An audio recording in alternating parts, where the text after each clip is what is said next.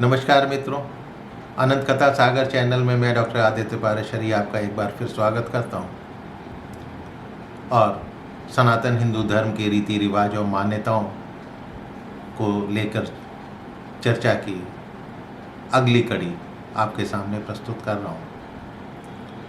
हमारे शास्त्रों में पिंडदान का बहुत महत्व बताया गया है। पिंडदान की परंपरा क्यों है, क्यों करा जाता है?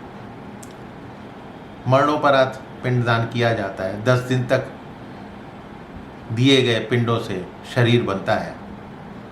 क्षुधा का जन्म होते ही 11वें व 12वें दिन सूक्ष्म जीव श्राद्ध का भोजन करता है, ऐसा माना जाता है।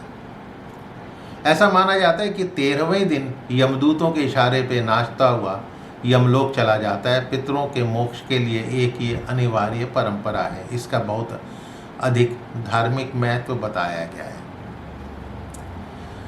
योग वशिष्ठ में ये कहा गया है कि प्रेत अपनी स्थिति को इस प्रकार अनुभव करते हैं कि हम मर गए हैं और अब बंधुओं के पिंडदान से हमारा नया शरीर बना है। चूँकि ये अनुभूति भावनात्मक ही होती है, इसलिए पिंडदान का महत्व उससे जुड़ी भावनाओं की बदौलत ही होता है। ये भावनाएं प्रेतों पितरों को स्पर्श करती हैं।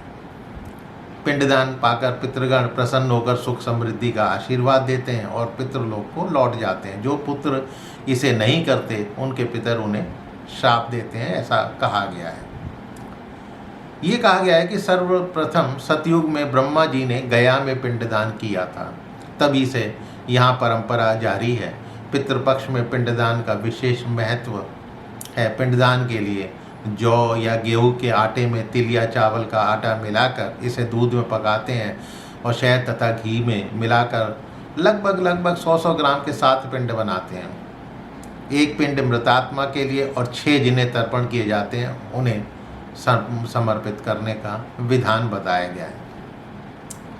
प्राचीन काल में पिंडदान का कार्य वर्ष भर चलता था, यानी 360 वेदियों पर गेहूं जौ के आटे में खोया मिलाकर तथा अलग से बालू के पिंड बनाकर दान करते थे। अब विष्णु मंदिर, अक्षयवट, फल्गु, पुनपुन नदी, रामकुंड, सीताकुंड, ब्रह्म मंगलौरी, कागवली, बैतरणी तथा पंचायत सहित 48 वेदियां शेष हैं जहां पर पिंडदान किया जाता है। वायु पुराण में दी गई एक गया महात्म्य कथानुसार ब्रह्मा ने सृष्टि रचते समय गयासुर नामक एक दैत्य को उत्पन्न किया था।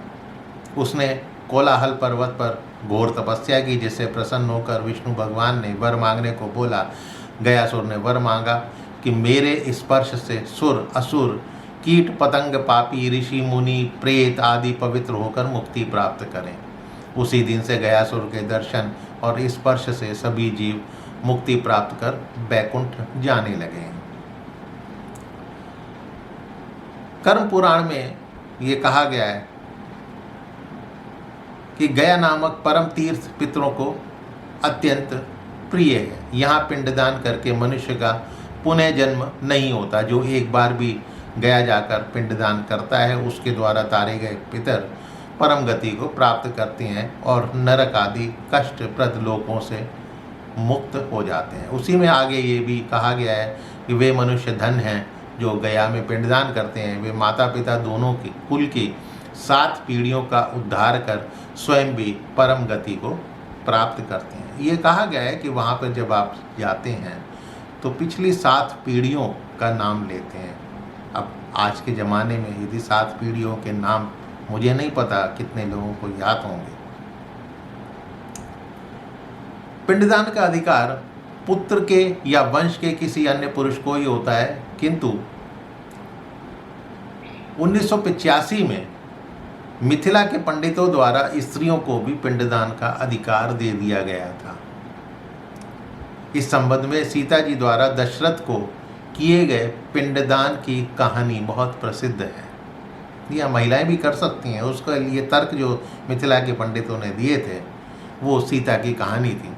कहा जाता है कि राम, लक्ष्मण और सीता जब पिता दशरथ का पिंडदान करने गया में फल्गु नदी के तट पर पहुँचे तो वो सीता को छोड़कर पिंड सामग्री जुटाने चले गए।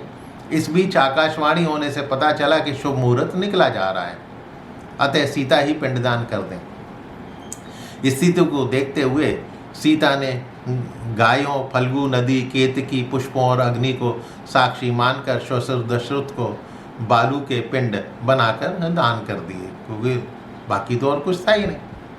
जब राम और लक्ष्मण लौटे तो सीता ने इस घटना को बताया, लेकिन उन्हें विश्वास नहीं हुआ।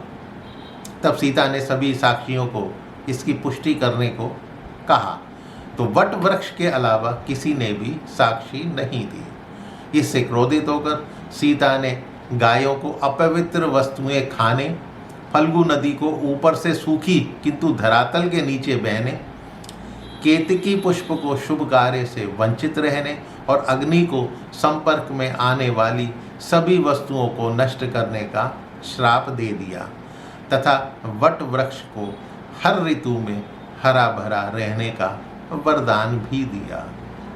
तो ये परंपरा है गया में स्त्रियों द्वारा पिंडदान करने की। मित्रों, ये जानकारी आपको कैसी लगी? पसंद आई हो तो अपने इष्ट मित्रों से शेयर कीजिएगा और मेरे चैनल को सब्सक्राइब करना मत भूलिएगा। फिर मिलता हूँ किसी नए किस्से कथा कहानी के साथ अगले एपिसोड में। तब तक के लिए नमस्कार।